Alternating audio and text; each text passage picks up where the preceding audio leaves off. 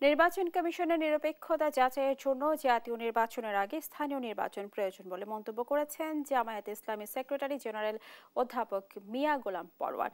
আর জুলাইয়ের মধ্যে জুলাই সনদ ঘোষণা করে জুলাই যোদ্ধাদের ঐতিহাসিক স্বীকৃতি দেওয়ার দাবি জানিয়েছেন সহকারী সেক্রেটারি জেনারেল মাওলানা রফিকুল ইসলাম খান। এনআই নাহিদের রিপোর্ট। রাজধানীর ডিপ্লোমা ইঞ্জিনিয়ার্স ইনস্টিটিউশনে জামায়াতে ইসলামী ঢাকা মহানগরী উত্তর ও দক্ষিণের যৌথ উদ্যোগে ১৯ জুলাই জাতীয় সমাবেশ বাস্তবায়নের লক্ষ্যে দায়িত্বশীলদের সভা হয়।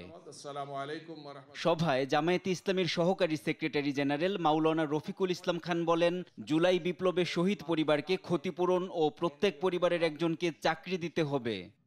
শহীদ পরিবারের প্রত্যেক পরিবারের পক্ষ থেকে একজন করে কমপক্ষে সরকারি চাকরিতে নিয়োগ করতে হবে। আহতদের সুচিকিৎসার ব্যবস্থা করতে হবে।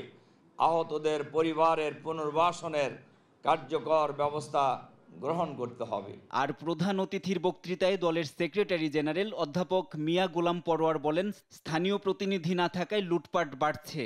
পিআর পদ্ধতিতে নির্বাচন হলে কালো টাকার ছড়াছড়ি ও পেশি শক্তির লড়াই বন্ধ হবে বলেও মনে করেন তিনি।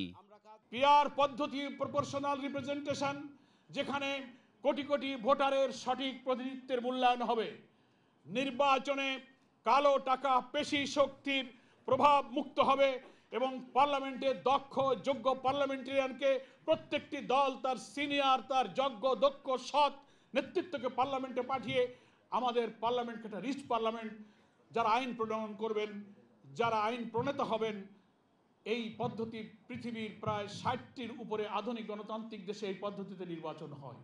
জুলাইয়ের মধ্যে জুলাই সনদ ঘোষণা করে জুলাই যোদ্ধাদের ঐতিহাসিক স্বীকৃতি দেওয়ার দাবিও জানান জামায়াত নেতারা। উপস্থিত এনআই নাহিদ, দেশ টিভি, ঢাকা।